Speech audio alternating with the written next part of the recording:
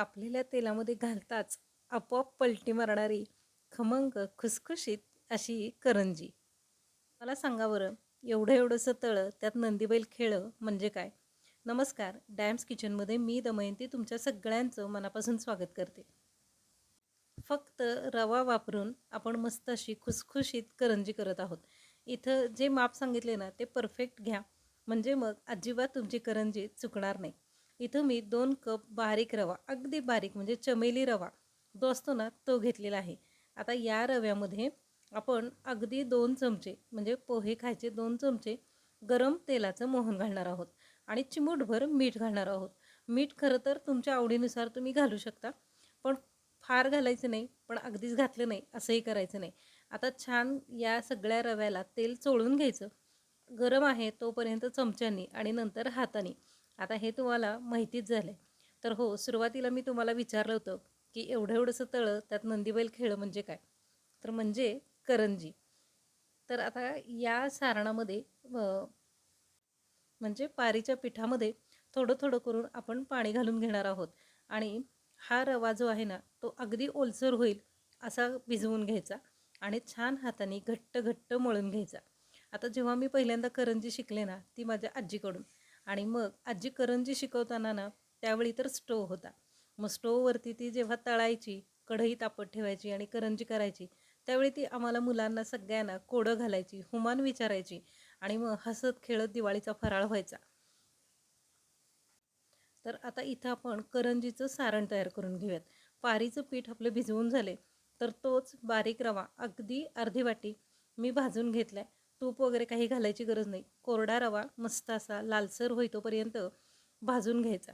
करंजी हे वेळखाऊ काम असतं आणि त्याच्यात करताना खरं सोबतीला कोणीतरी लागतं. कोणी नसेल ना तर मग हे काम कंटाळवाणं होतं. तर आता इथं हा आपण रवा भाजून घेतला आहे. त्यानंतर 8 ते 10 वेलदोडे तुपावरती म्हणजे अगदी अर्धा चमचाच तूप घालून छान फुलवून घेऊयात. लाही फुलते मस्त अशी ही लाही, ही आपण काढून घेऊयात. आणि त्यानंतर तुम्हाला परफेक्ट आणि मस्त अशी रेसिपी सांगते. तर काय करायचं, 1 चमचाभर खसखस यामध्येच घालून घ्यायची. तुपावरती खसखस आणि वेलदोडे लालसर होईतोपर्यंत भाजून घ्यायचे. आता हे पण आपण कढईतून बाजूला करून घेऊयात. आणि हो, महत्त्वाची टीप लक्षात ठेवा, हे सगळं आपण बारीक गॅसवर करतोय.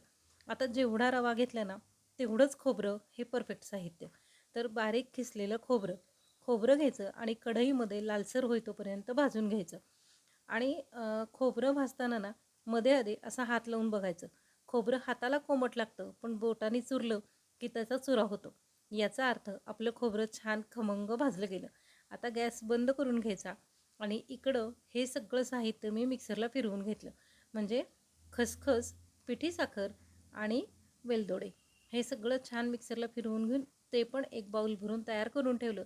आता हे खोबरं गार झाल्यानंतर याच्यामध्ये आपण ही पिठी साखर घालून घेणार आहोत आणि याच्यासोबतच मी रवा पण मिक्सरमध्येच बारीक केला. म्हणजे हा रवा आपल्याला सारणासोबत कचकच लागत नाही. सारण पण अगदी मऊसूत होतं. आता काय करायचं, तर पुन्हा हे सगळं सारण आपल्याला मिक्सरच्या भांड्यामध्ये फिरवून घ्यायचं आहे. म्हणजे खोबरं पण दातात अडकायचा प्रश्न नाही आणि सारण पण अगदी मऊसूत होतं. तर हे सारण अगदी पिठासारखं झालं आहे. हातावरती घ्या, चव बघा. चला आता मगाशी भिजवून ठेवलेला गोळा जो आहे ना तो गोळा हाताने मळून याचे एकसारखे 4 भाग करून घेऊयात. आणि हे सुद्धा चारही भाग आपल्याला कुटून घ्यायची गरज नाही किंवा जास्ती लाटत बसायची पण गरज नाही. आणि या पद्धतीनं केलं ना तर तुमच्या करंजीला मस्त असे मोठे मोठे फोड येतील आणि करंजी अगदी कुरकुरीत होईल. यामध्ये मैदा कुठेही वापरलेला नाही आहे. तर आता हे जे पीठ आहे ना ते मिक्सरच्या भांड्यात बसेल ना तेवढं घाला आणि मिक्सरमध्ये फिरवून घ्या. एक राऊंड फक्त फिरवायचा. बघा एकदम सॉफ्ट असं पीठ तयार झालं. आता काय करायचं, तर छान पुन्हा एकदा मळून घ्यायचं आणि आता याची आपल्याला पारी करायची.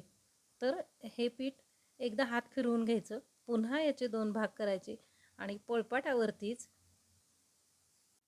याचा गोल आकार तयार करायचा.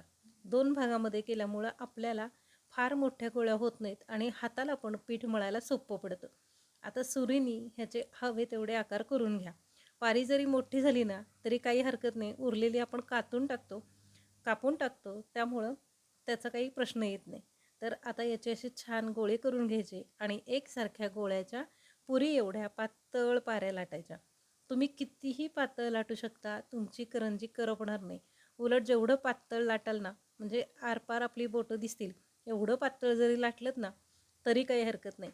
आता या गोळ्या ज्या आहेत ना त्या दिसायला मोठ्या दिसतील, याची पारी मोठी होईल, पण जेवढं आपण सारण भरू ना तेवढीच आपली करंजी होईल. त्यामुळं काही काळजी करू नका. मोठ्या गोळ्या झाल्या तरी हरकत नाही. थोडासा हाताने गोल आकार देऊन घ्यायचा आणि लाटून घ्यायचे. आता मी तुम्हाला उदाहरणं दाखल फक्त एक लाटून दाखवले. बाकी जर मी काय केलं तर निवांत खाली सतरंजी घातली, बैठक घातली, पेपर घेतला आणि लाटत बसले.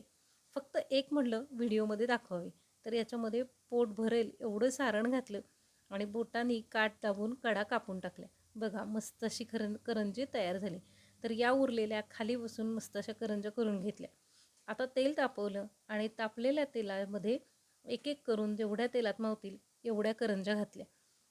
आता मगाचं जे कोडं होतं की नाही ते असंच होतं की आपल्याला प्रश्न पडतो की एवढं एवढंसं तळं त्यात नंदीबैल खेळं म्हणजे काय. तर हे तेलाचं तळं आणि त्यात नंदीबैल खेळल्यासारखं, म्हणजे जसं पाण्यात नंदीबैल खेळतो ना तसंही दिसतं. लहानपणीच्या कल्पना होत्या आणि आजी खूप छान समजावून सांगायची. याचा परिणाम झाला काय, तर कधीही करंजी करायची चुकली नाही आणि विसरली नाही. आणि त्यासोबतच हे कोडं ते सुद्धा विसरलं नाही. तुमचेही असे काही अनुभव असतील ना तर नक्की शेअर करा. आणि हो, मला कमेंट करून सांगायला विसरू नका की तुमची करंजी कशी झाली किंवा तुम्ही कशी करता, सारण कसं करता किंवा पारी कशाची करता आणि याही पद्धतीनं केल्यानंतर तुमची करंजी कशी झाली.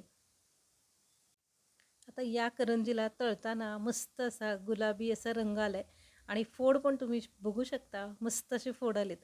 गार झाल्यानंतर असे हाताने फोडले ना तरी फुटतील. आणि प्रत्येक पदार्थ करायची एक ट्रिक असते. म्हणजे चकली कुरकुरीत झालीच पाहिजे, खुसखुशीत झालीच पाहिजे, करंजीला फोड आलेच पाहिजेत, पुरी फुगलीच पाहिजे, तर तो पदार्थ साधला असं होतं. आणि हो, हे सगळं करताना आपलं फक्त रवा भिजवलेला पाण्यामध्येच भिजवलेला असल्यामुळं एकतर करंजी टिकते पण आणि अजिबात काठ सुटत नाहीत. आणि आता तुम्ही बघा की आपली करंजी किती हलकी झाली. हे बघा, बघितलं आपोआप उलटते की नाही. इतकी हलकी मस्त आरवारीत, म्हणजे जिभेवर ठेवताच विरघळेल एवढी भारी करंजी होते. आता पुन्हा एकदा सांगते की एकदाच मी तेल तापवून घेतलं आणि त्यानंतर गॅस पूर्ण बारीक केलेला आहे. पूर्ण बारीक गॅसवरती छान अशा ह्या करंज्या तळून घेतल्यात.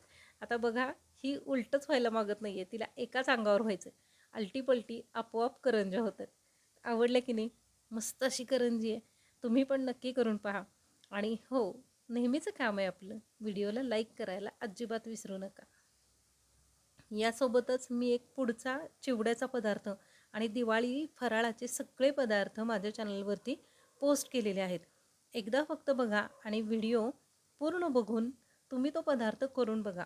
मेजरमेंट्स अगदी परफेक्ट आहेत, त्यामुळे तुमचा पदार्थ चुकण्याची भीती नाही आहे.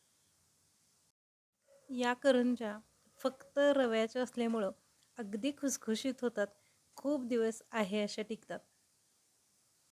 आणि यामुळं काय होतं तर हे पीठ आपल्याला फडक्याने झाकून ठेवा किंवा करंजा झाकून ठेवा हे करावं लागत नाही.